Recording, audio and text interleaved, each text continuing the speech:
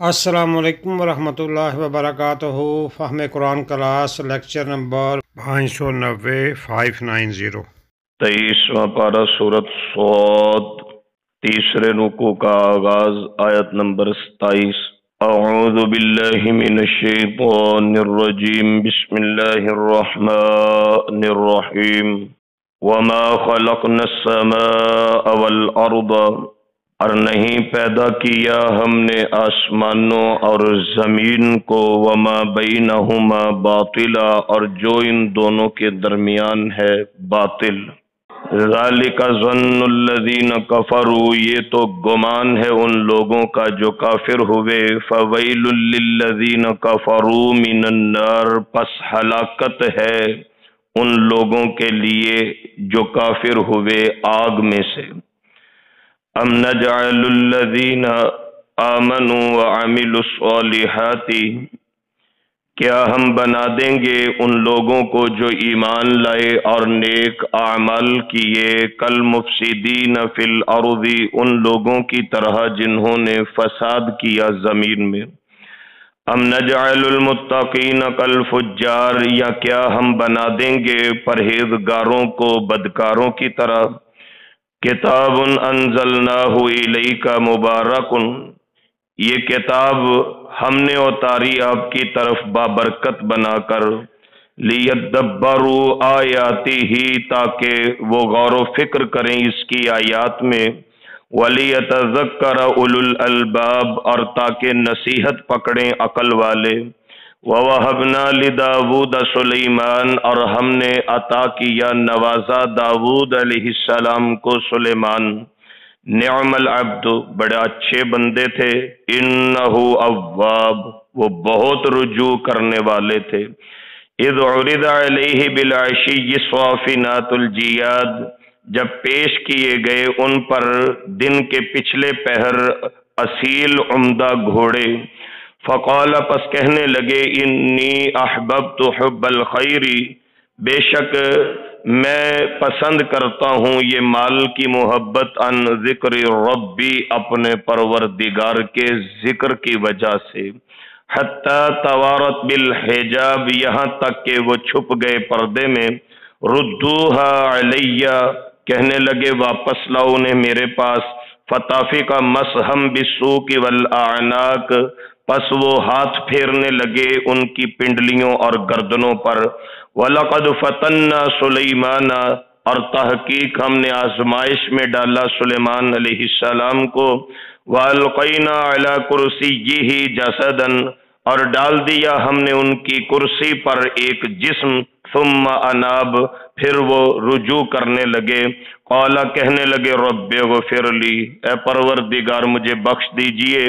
وہب لی ملکن، اور مجھے عطا کیجئے ایسی بادشاہت، لا ينبغی لأحد من بعدی، نہ لائق ہو کسی ایک کے لیے بھی میرے بعد۔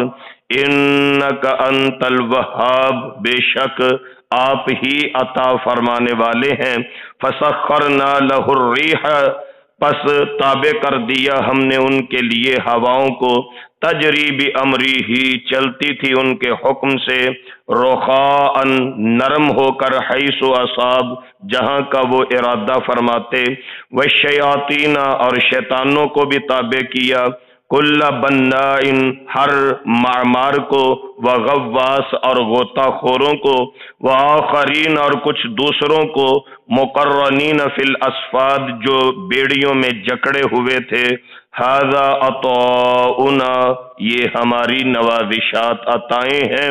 فمنن، احسان کیجئے، او امسک، یا روک لیجئے، بغیر حساب، بغیر حساب کے۔ وَإِنَّ لَهُ عِندَنَا لَزُلْفَىٰ، بے شک ان کے لیے ہمارے ہاں بڑا قرب، وحسن مآب، اور اچھا ٹھکانہ ہے۔ زمین و آسمان کی خلقت کا انکار وہی شخص کر سکتا ہے جو فتنہ ارتداد کا شکار ہو، جو اللہ سبحانہ و تعالی کی صفات عالیہ کا ہی نہیں بلکہ اللہ تعالی کی ذات کا بھی منکر ہو جائے۔ آج ہماری بد نصیبی ہے کہ بڑی تیزی کے ساتھ ایک سوچی سمجھی سازش کے تحت ہماری نوجوان نسل کو بھی الحاد کا شکار کیا جا رہا ہے۔ کبھی بگ بینگ کی تھیوری کالجز اور یونیورسٹیوں میں پڑھا کر، کبھی ڈارون کا نظریہ ارتقاء پڑھا کر کہ یہ کائنات ایک کائی کی صورت تھی، انسان ایک کائی کی صورت تھا، یہ آسمان محض گیسز کا مجموعہ ہے، اس کے سوا اس کی کوئی حیثیت نہیں، جبکہ قرآن و سنت کی تعلیمات اس کے 100% مخالف ہیں۔ قرآن کریم نے آسمانوں کا ایک مادی وجود متعارف کروایا ہے، زمینوں کا ایک مادی وجود متعارف کروایا ہے، اور قرآن کریم نے یہ اسلوب بیان اختیار فرمایا کہ یہ آسمان اللہ سبحانہ و تعالی کے حکم کے تابع ہیں، باقاعدہ ان کا وجود ہے، اور جس وقت اللہ سبحانہ و تعالی کا حکم ہوگا یہ آسمان ریزہ ریزہ اور پارا پارا کر دیے جائیں گے۔ اگر کسی چیز کا فزیکلی وجود ہی نہ ہو تو پھر وہ ریزہ ریزہ کیسے ہوگی، پھر وہ پاش پاش کیسے ہوگی؟ لہذا اللہ سبحانہ و تعالی ارشاد فرماتے ہیں سورۃ صاد کی 27 نمبر آیہ مبارکہ میں، وَمَا خَلَقْنَا السَّمَاءَ وَالْأَرْضَ وَمَا بَيْنَهُمَا بَاطِلًا، یہ آسمانوں کا بننا، زمینوں کا وجود میں آنا اور جو کچھ ان کے درمیان ہے یہ اللہ نے باطل نہیں بنایا۔ آسمان بھی برحق ہے، زمین بھی برحق ہے، جو ان کے درمیان ہے کائنات کی ہر چیز اللہ سبحانہ و تعالی کے حکم کے تابع ہے۔ میں اکثر وہ امام شافعی رحمہ اللہ کی آپ کو مثال دیا کرتا ہوں کہ ایک عورت کو چرخہ کاٹتے دیکھا تو کہا، اماں ساری زندگی چرخہ چلاتی رہی ہو یا اللہ کی معرفت بھی حاصل کی ہے؟ تو وہ بوڑھی عورت کہنے لگی، مجھے میرے چرخے نے ہی تو معرفت الہی نصیب کی ہے، میرے چرخے نے بتایا کہ کائنات کا چلانے والا ہے اور ایک ہے۔ امام شافعی رحمہ اللہ پوچھنے لگے، اماں وہ کس طرح؟ کہنے لگی، دیکھیے میں چرخہ چلاتی رہوں تو چلتا رہتا ہے، میں نہیں چلاتی تو نہیں چلتا۔ اگر ایک چرخہ میرے چلانے کے بغیر نہیں چل سکتا، اتنی بڑی کائنات چلانے والے اللہ کے بغیر کیسے چل سکتی ہے؟ اور میرے چرخے نے ہی مجھے بتایا کہ اللہ ہے بھی ایک۔ دیکھیے میرا اپنا انداز ہے چرخہ چلانے کا، اگر میرے ساتھ کوئی دوسری عورت بھی چرخہ چلانے والی ہوتی، میں چرخہ سیدھے ہاتھ گھماتی، وہ کہتی نہیں میں نے الٹے ہاتھ گھمانا ہے، میں کہتی آج اتنا سوت کاٹنا ہے، وہ کہتی نہیں اتنا کاٹنا ہے، اور نتیجہ کیا نکلتا کہ چرخے کا تکلا ٹوٹ جاتا، چرخہ ضائع ہو جاتا۔ اگر اللہ کے ساتھ کائنات کا نظام کوئی چلانے والا ہوتا تو کائنات کا نظام کب کا تباہ اور برباد ہو چکا ہوتا۔ اس لیے اللہ سبحانہ و تعالی فرماتے ہیں یہ زمین و آسمان جو ان میں ہے یہ سارے کا سارا حق ہے، اللہ سبحانہ و تعالی نے کچھ بھی باطل نہیں فرمایا، صرف ضرورت اس امر کی ہوتی ہے کہ ہم غور و فکر کریں۔ وہ عربی کا شعر مجھے تو بڑا پسند ہے، اذا المرء كانت له فکرۃ ففی کل شیء له عبرۃ، بندے کو جب فکر لگ جائے پھر ہر شے میں اسے عبرت نظر آتی ہے، پھر ہر چیز میں غور و فکر کرتا ہے۔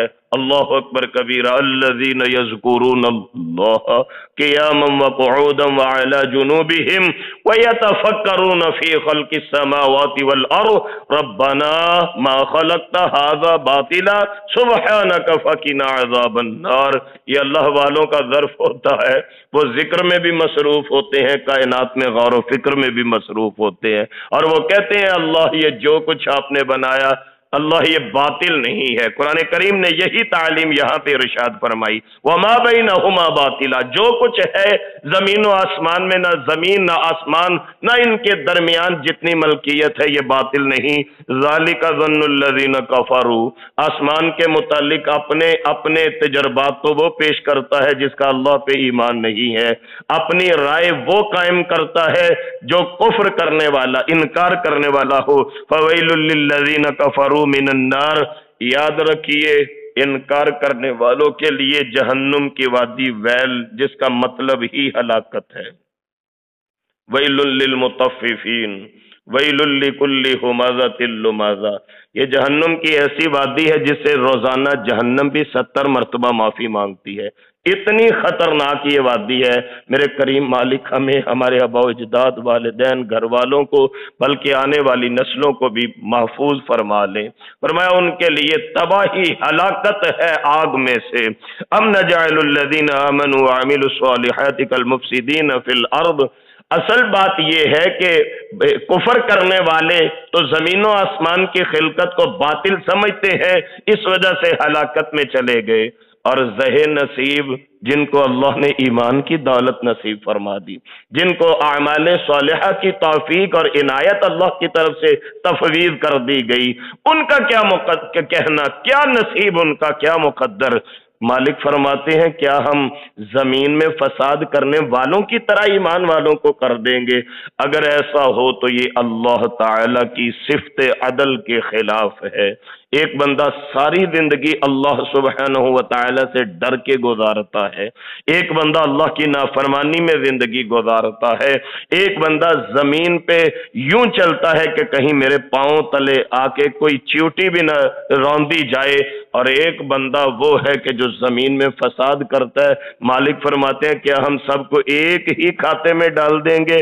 ام نجعل المتقین کالفجار، یا وہ جو تقوی کی دولت سے سرفراز ہونے والے خوش نصیب جن کے دلوں میں خشیت الہی ہے، کیا وہ بدکاروں کی طرح ہو جائیں گے؟ کتاب انزلناہ الیک، اصل بات یہ ہے یہ جو ہم نے آپ کی طرف آسمان سے سلیبس اتارا، یہ دستور اتارا، یہ منشور اتارا، یہ ایک ماٹو ہے انسانی حیات کی کامیابی کے لیے۔ اصل وجہ یہ ہے کہ ایمان والے صالحین یا متقین لوگ جو ہیں ان کی تربیت براہ راست قرآن کریم سے ہوتی ہے، اس لیے کتاب کا ذکر فوراً فرما دیا، کتاب انزلناہ الیک۔ حضور نے کیا فرمایا تھا برکت کے لیے؟ حدیث پاک بھی یہاں شامل کر لیجئے۔ آپ نے فرمایا تھا ترکت فیکم امرین لن تضلوا ما تمسکتم بہما کتاب اللہ و سنت رسولہ، یہ دو چیزیں چھوڑ کے جا رہا ہوں، ان کو مضبوطی سے تھامو گے تم ہرگز گمراہ نہیں ہو سکتے۔ تو اہل ایمان قرآن کریم کے ساتھ اس لیے منسلک رہتے ہیں، اس لیے منسلک رہتے ہیں کہ وہ قرآن کریم سے اپنی تربیت حاصل کرتے ہیں۔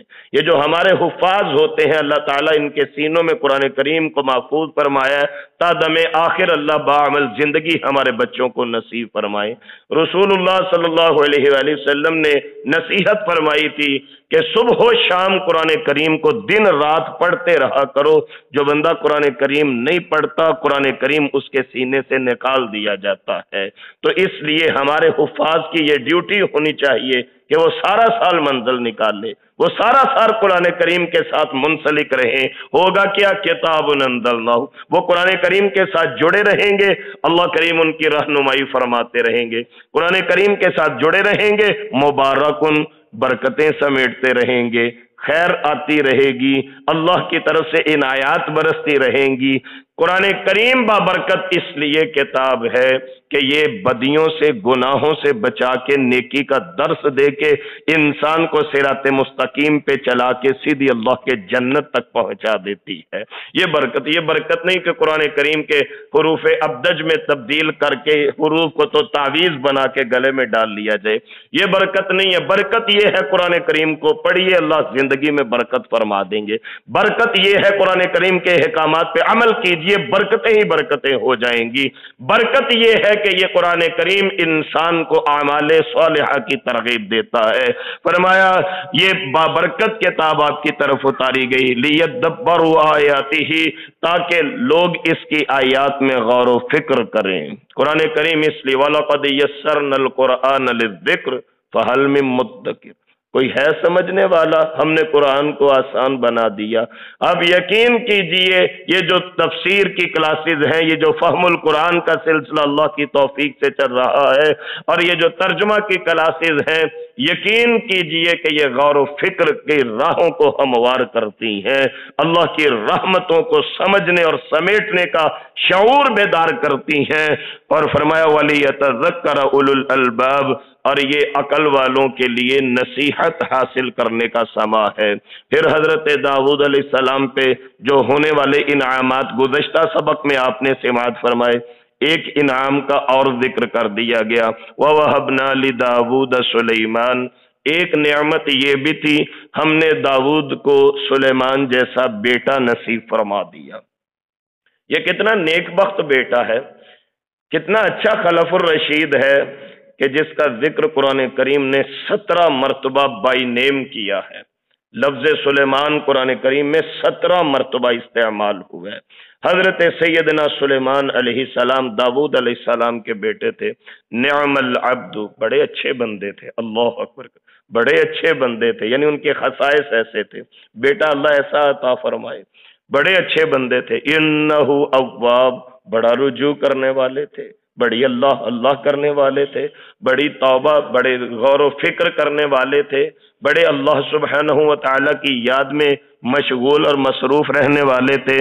اذ عرض علیہ بالعشی الصافنات الجیاد۔ پھر حضرت سلیمان علیہ السلام کے ویسے تو کئی معمولات سورۃ النمل میں بڑی تفصیل ہم نے پڑھی ہے حضرت سلیمان علیہ السلام کے متعلق، اور بھی مقامات پہ کہیں پہ سرسری کہیں پہ تفصیلاً میں نے ذکر کیا، ابھی تک انشاءاللہ آئندہ بھی آتا رہے گا۔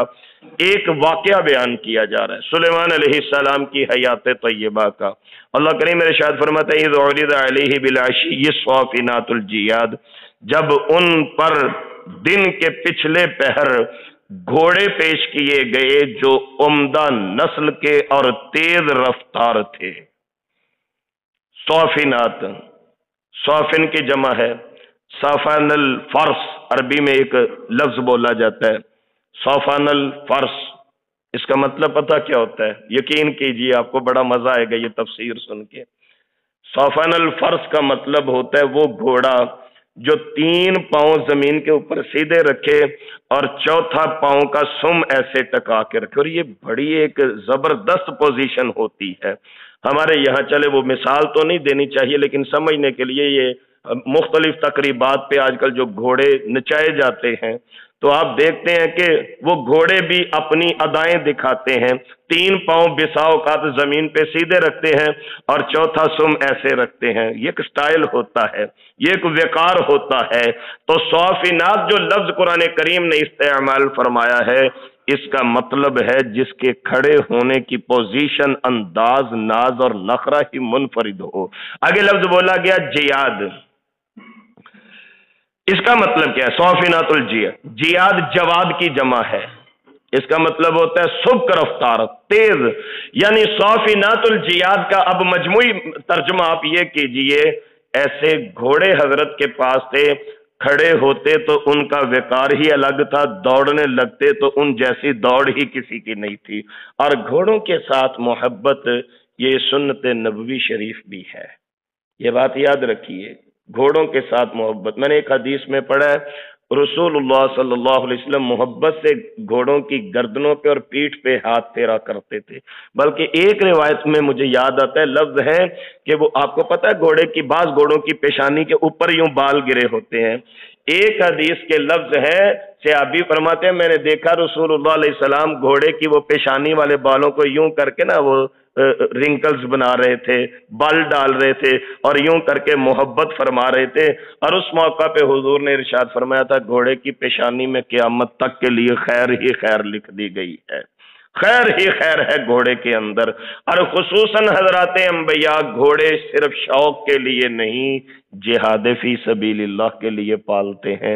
حضرت سلیمان علیہ السلام کے پاس جو گھوڑے تھے آپ نے بھی جہاد فی سبیل اللہ کے لیے پال رکھے تھے، اور آپ فرماتے ہیں فقال انی احببت حب الخیر، مجھے یہ جو مال کی محبت ہے کوئی یہ مت سمجھے کہ میں نے یہ اپنی پراپرٹی بنائی ہے، کوئی مت سمجھے کہ میں نے اپنے بچوں کے لیے وراثت بنائی ہے، مجھے یہ جو گھوڑوں سے محبت ہے یہ اس لیے ہے ان ذکر ربی، یہ گھوڑے مجھے جہاد کے لیے لے جاتے ہیں اور دوران جہاد میں اللہ کے ذکر میں مصروف ہو جاتا ہوں۔ نسبت کی بات ہے نا، دیکھیے میں تو کہا کرتا ہوں اللہ والے ہر طرف سے بات کو لا کے نسبت اللہ کی طرف ضرور کرتے ہیں، ہمارے اللہ جی کا ذکر ہو جائے۔ حضرت سلیمان فرمانے لگے کوئی مت سمجھے میں نے یہ جو اتنے قیمتی گھوڑے رکھے ہیں میں نے اپنی کوئی وراثت بنائی ہے، مجھے ان کی محبت، مال کی محبت انسانی فطرت میں شامل ہے۔ ابھی 30واں پارہ الحمدللہ ہم پڑھ رہے ہیں نماز فجر کی قرات میں، تو اس میں بھی ارشاد ہوتا ہے وَإِنَّهُ لِحُبِّ الْخَيْرِ لَشَدِيدٌ، بندے کے دل میں مال کی بڑی محبت پیدا کر دی گئی ہے، بڑی سخت محبت ہے ہمارے دل میں مال کی۔ ہر بندہ چاہتا ہے کہ میری زندگی میں آسائش ہی آسائش ہو، دعا کیا کریں اللہ بس رزق حلال کے ساتھ ہماری ضرورتیں پوری فرما دے، حرام کے ایک ایک لقمہ سے اللہ پاک ہمیں اور ہمارے بچوں کو محفوظ رکھے۔ تو حضرت بھی فرمانے لگے یہ جو محبت ہے مال کی ان ذکر ربی، اس کا مطلب یہ ہے کہ میں اپنے اللہ کے ذکر میں مصروف ہو جاتا ہوں، مجھے یہ گھوڑے اس لیے پسند، حتی توارت بالحجاب، یہاں تک کہ وہ پردے میں چھپ گئے۔ یہاں پہ بعض مفسرین کو غلطی لگی، کچھ علماء بھی بیان کرتے ہیں حتی توارت بالحجاب کا وہ مطلب کرتے ہیں وہ جی حضرت گھوڑوں کی مالش میں، گھوڑوں کی محبت میں مصروف تھے تو سورج غروب ہو گیا اور حضرت کی عصر کی نماز رہ گئی۔ نبی اللہ کے بارے ایسا گمان نہیں کرنا چاہیے، اس کا مطلب یہ ہے کہ ان کی دوڑ لگوائی تھی۔ حتی توارت بالحجاب کا مطلب ہے وہ نظروں سے اوجل ہو گئی، یعنی سپیڈ اتنی تھی، جہاد کا مطلب ہی ہے بہت سپیڈ والے گھوڑے، تو وہ نظروں سے اوجل ہو گئے۔ پھر حضرت نے فرمایا تھا ردوہا علیہ، ان کو میرے پاس واپس لے کے آؤ۔ اور گھوڑوں کی ریس لگوانا یہ بھی سنت نبوی شریف ہے، یہ مسئلہ یاد رکھیے۔ رسول اللہ صلی اللہ علیہ وسلم بھی گھوڑوں کی ریس کرواتے تھے، جو گھوڑے عمدہ ہوتے ان کے لیے تقریباً وہ ڈسٹینس 7 میل کا بنتا ہے، ان کے لیے وہ ٹریک تھا دوڑنے کا، اور جو تھوڑے سے بیچارے کمزور گھوڑے ہوتے 5 سال کا گھوڑا جب ہو جائے نا، 5 سال کا، یہ جتنے ماہرین ہیں یہ ان کی رپورٹ ہے، 5 سال کا گھوڑا ہو جائے تو اس پہ زین کس لی جاتی ہے، اس کو لگام ڈال لی جاتی ہے، اور گھوڑا اس کے اندر ایسی قوت اللہ نے رکھی ہے 11 ماہ اس کا زمانہ حمل ہوتا ہے، لیکن مزے کی بات ہے کہ پیدا ہوتے ہی چند منٹوں کے بعد یہ گھوڑا اپنی چاروں ٹانگوں پہ کھڑا ہو جاتا ہے، پیدا ہوتے ہی اپنی اماں کی طرف یہ کھڑا ہو جاتا ہے۔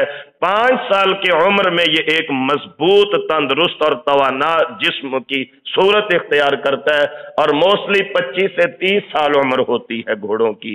رسول اللہ علیہ السلام جو جوان گھوڑے تھے، یعنی 5 سال سے شروع ہوتے، بڑے مضبوط ہوتے، دلیر ہوتے، ان کے لیے جو ٹریک بنا رکھا تھا ریس کا وہ 7 میل کا تھا۔ جو بوڑھے گھوڑے تھے ان کے لیے چھوٹا ٹریک سرکار نے بنا رکھا تھا، اور پھر ان کی دوڑ لگوائی جاتی تھی۔ سیدنا سلیمان علیہ السلام نے بھی دوڑ لگوائی، جب وہ نظروں سے اوجل ہو گئے فرمایا ردوہا علیہ، ان کو بھائی میرے پاس واپس لاؤ۔ جب گھوڑے واپس لائے گئے فتافق مسحم بالسوق والاعناق، جیسا میں نے امام الانبیاء خاتم النبیین صلی اللہ علیہ وسلم کی سنت مبارکہ آپ کو بتائی ہے کہ آپ یوں کر کے گھوڑوں پہ محبت سے ہاتھ پھیرتے تھے۔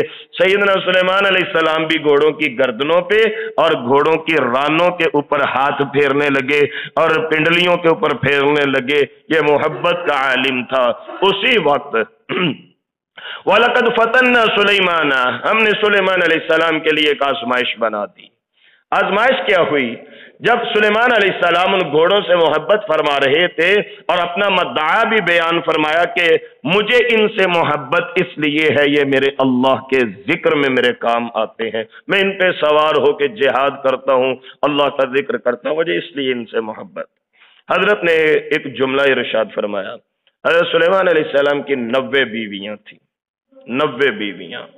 حضرت نے ایک جملہ ارشاد فرمایا، فرمایا آج رات میں اپنی تمام بیویوں سے ملاقات کروں گا، اور میری تمام بیویوں سے جو بیٹے پیدا ہوں گے وہ شاہ سوار ہوں گے، 90 بیٹے ہوں گے میرے، اور 90 کے 90 سپہ سالار بنیں گے، گھوڑے دوڑانے والے بنیں گے۔ ایک ساتھی تھا، بعض مفسرین نے لکھا وہ فرشتہ تھا ایکچول، اس نے کہا انشاءاللہ بھی کہیے، لیکن حضرت انشاءاللہ کہنا بھول گئے۔ اس رات حضرت نے اپنی 90 بیویوں سے ملاقات فرمائی، لیکن جب تک اللہ کا حکم نہ ہو کسی ایک بیوی کے ہاں بھی اللہ کی رحمت نہ ہوئی، سوائے ایک بیوی کے، اس کے گھر بھی جو بیٹا پیدا ہوا وہ پیرالائز کا مریض تھا، فالج زدہ تھا، جسم اس کا کمزور تھا، ناکام تھا، ایک صرف دھڑ کہہ سکتے ہیں، ایک معذور بچہ پیدا ہو گیا جو کرسی پہ ڈال دیا گیا۔ یہ اس طرف اشارہ ہے۔ اور اسرائیلیات بڑی روایات ہیں، اہل کتاب والوں نے بڑی روایات بیان کی ہیں، لیکن وہ نبی اللہ کے شیان شان نہیں ہوتی، اس لیے ہم ان کا ذکر نہیں کریں گے۔ اصل اس کی تفسیر یہی ہے جو حضور نے فرمائی، یہ صحیح حدیث کا مسئلہ ہے کہ حضور نے ارشاد فرمایا تھا صلی اللہ علیہ وسلم کہ حضرت سلیمان نے یہ کہا تھا آج رات میں اپنی 90 بیویوں کے پاس جاؤں گا، میرے 90 لڑکے پیدا ہوں گے، 90 کے 90 شاہ سوار ہوں گے، لیکن لفظ انشاءاللہ کہنا بھول گئے تھے، تو اللہ کریم نے اس لیے فرمایا وَلَقَدْ فَتَنَّا سُلَيْمَانَ، ہم نے سلیمان علیہ السلام کو آزمایا، وَأَلْقَيْنَا عَلَى كُرْسِيِّهِ جَسَدًا، ان کی کرسی پر یعنی ان کی مسند پر صرف ایک معذور دھڑ ڈال دیا گیا۔ جو بچہ ان کے گھر وہ پیدا ہوا وہ بڑے کمزور جسم کا تھا اور پڑا رہتا تھا، یعنی اس میں اٹھنے کی ہمت نہیں تھی۔ ثم اناب، یہ نبیوں کا خاصہ ہوتا ہے، جب ان سے نہ چاہتے ہوئے بھی یعنی سہون بھی کوئی غلطی ہو جائے، ثم اناب، وہ فوراً اللہ کے آگے گر جاتے ہیں، وہ فوراً کہتے ہیں یا اللہ مجھے معاف کر دے، مجھ سے غلطی ہو گئی۔ انشاءاللہ کہنا یاد نہیں رہتا، فوراً اللہ کی بارگاہ میں معافی مانگی، یا اللہ مجھ سے غلطی ہوگی، مجھے معاف کر دے۔ قال رب اغفر لی، اللہ مجھے بخش دے۔ اللہ کریم نے فرمایا معاف کر دیا۔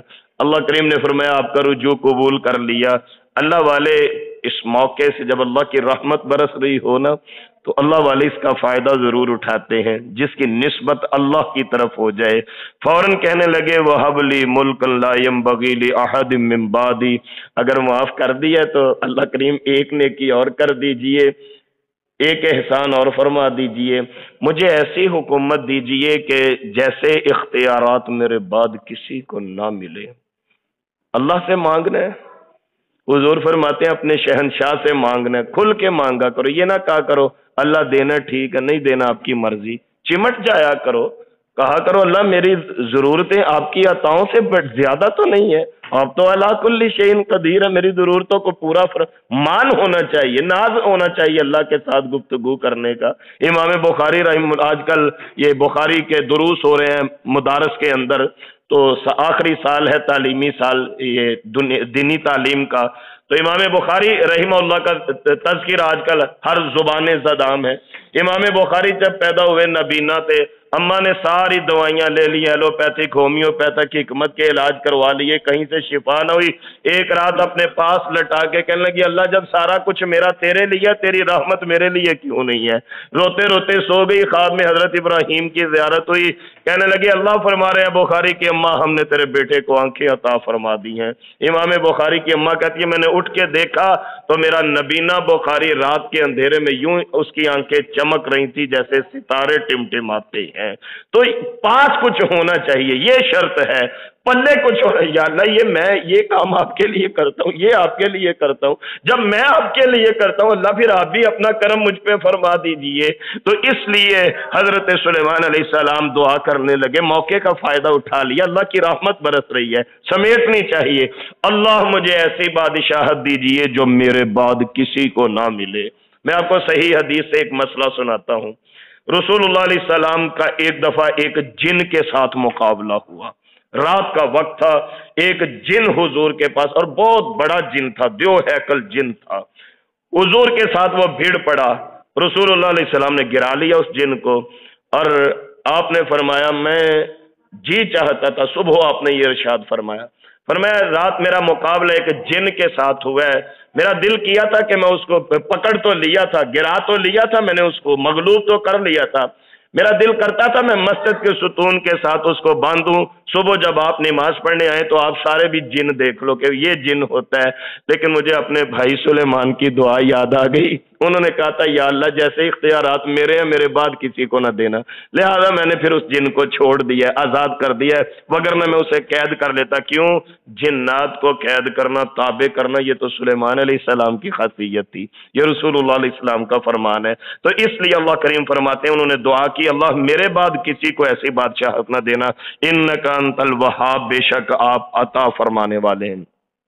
فسخرنا लहु الريح تجري بأمره رخاء حيث أصاب, ہم نے ہواؤں کو حضرت سلیمان کے تابع کر دیا, جہاں پہ ان کا ارادہ ہوتا ہوا بڑی نرم ہو کے وہاں ان کو پہنچا دیتی. والشیاطین, شیطانوں کو بھی جرت نہیں تھی حضرت سلیمان کے سامنے دم مارنے کی. کل بناء, جتنے یہ معمار تھے, یہ مستری تھے, جتنے سب کو حضرت کے تابع کر دیا. وغواص, جو غوطہ خور ہوتے ہیں پانی کے اندر غوطہ لگانے والے, وہ بھی حضرت سلیمان کے تابع کر دیے گئے. وآخرین مقرنین فی الاسفاد, بیڑیوں میں جکڑے ہوئے کچھ اور جنات تھے جن کو حضرت سلیمان کے تابع کر دیا گیا. ھذا عطاؤنا, یہ ہماری عطا ہے, یہ ہماری عطا. بندہ کہتا ہے میں بڑے چلے کٹے نے تے پھر میں موکل رکھے نے. ھذا عطاؤنا, نبی اللہ کا ذکر ہو رہا ہے اور اللہ فرما رہے ہیں یہ ہماری عطا ہے, یہ ہماری دین ہے, یہ ہماری کرم نوازی ہے. فمن او امسک, ان کو پاس رکھو یا نیکی کر کے چھوڑ دو. بغیر حساب, بغیر حساب کے. حضرت سلیمان کے بارے آخری جملہ یہ ارشاد فرمایا وَإِنَّ لَهُ عِندَنَا لَزُلْفَا, ان کے اعمال ایسے اچھے تھے کہ ہمارے ہاں بڑا قرب والا مقام انہوں نے پا لیا. وَحُسْنَ مآب, اور بڑا اچھا ٹھکانہ ہم نے نبی سلیمان علیہ السلام کے لیے تیار کر رکھا ہے. اس دعا کے ساتھ آج کا سبق مکمل فرما لیجئے. اللہ سبحانہ و تعالی مجھے اور آپ کو کتاب و سنت کی تعلیمات پہ عمل پیرا ہونے کی توفیق نصیب فرمائے. ہم اللہ کی توفیق سے اپنی صبح کا آغاز فہم القرآن جیسے عظیم عمل سے کرتے ہیں. اس کی بدولت اللہ تعالیٰ میرے اور آپ کے دن کے باقی معاملات میں رحمت و برکتوں کا نزول فرما دے. ہمیں اپنے گھروں کا سکون نصیب فرما دے. قرآن کریم پڑھنے, پڑھانے, سننے, سنانے کی خیر و برکات ہم پر, ہمارے اہل خانہ, کاروبار اور دیگر معاملات پر وارد فرما دیں. ہمیں ہمہ قسم کے شر سے اللہ کریم محفوظ رکھے. ہمیں, ہمارے معاملات کو, ہمارے بچوں کو اللہ کریم اپنی حفظ و امان میں رکھے. مقدر اور نصیب اچھے فرما دیں. جو روزگار کی وجہ سے پریشان ہے اللہ نے ایک روزگار کے اسباب مہیا فرما دے. رزق حلال کی وسعت اور فراوانی اللہ کریم نصیب فرما دے. رزق کا ایک دروازہ اگر ہمارے لیے کھلا ہے اللہ کریم 7 دروازے کھول دیں تاکہ ہمارے لیے آسانیاں ہوں. محتاجیوں سے اللہ کریم ہمیں محفوظ فرما لے. بیماروں کو شفائے کاملہ عاجلہ نافعہ نصیب فرما کے میرے کریم مالک ہمارے فوت شدگان کی کامل بخشش اور مغفرت فرما دے. فہم قرآن کلاس اللہ تعالیٰ نے سورہ القمر میں 4 مرتبہ فرمایا ہے اور بے شک ہم نے قرآن کو سمجھنے کے لیے آسان کر دیا ہے. کیا کوئی ہے نصیحت حاصل کرنے والا؟ ٹرینڈ یہ بنائیے, تفسیر کی کلاسز لگائیے, مقاصد, مفہوم, معنی, مطالب, ترجمے کی محفل منعقد کیا کریں. استغفر اللہ کیا کرو, اللہ تمہیں بیٹے نصیب فرمائیں گے. استغفر اللہ کیا کرو, اللہ مال سے نوازیں گے. استغفر اللہ کیا کرو, بارشیں برسیں گی. استغفر اللہ کیا کرو, حالات موافق آ جائیں گے. فجر کی نماز پڑھتے سلام پھیرتے فوراً رسول اللہ علیہ السلام فرمایا کرتے تھے اللہم انی اسألک علما نافعا ورزقا طیبا وعملا متقبلا. اللہ علم وہ عطا کیجیے گا جو نفع والا ہو. یہ دعا کیا کریں کہ علم ہمیں نفع والا نصیب, جو فائدہ دے ہمیں اور ہمارے علم سے لوگوں کو فائدہ ہو, ایسا علم اللہ نصیب فرما دیں. اور رزق اللہ پاکیزہ حلال نصیب فرما دیں, اور عمل اللہ ایسا نصیب فرما دیں جو اللہ کی بارگاہ میں قبول ہو جائے. بڑی جامع دعا ہے, فجر کے بعد پڑھا کریں.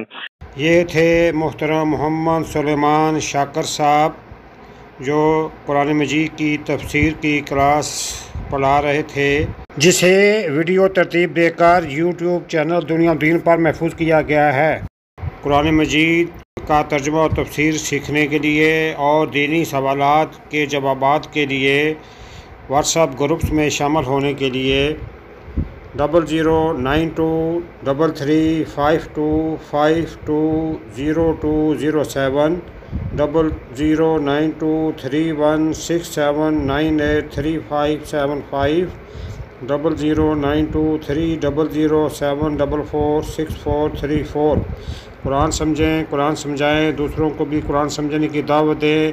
نبی کریم صلی اللہ علیہ وسلم کی پیاری دعائیں, اذکار, نماز ترجمہ سے سمجھ کر پڑھیں, یاد کریں, دوسروں کو بھی یاد کرنے کی دعوت دیں تاکہ اللہ تبارک و تعالی ہم سب کی دنیا و آخرت دونوں اچھی کر دے.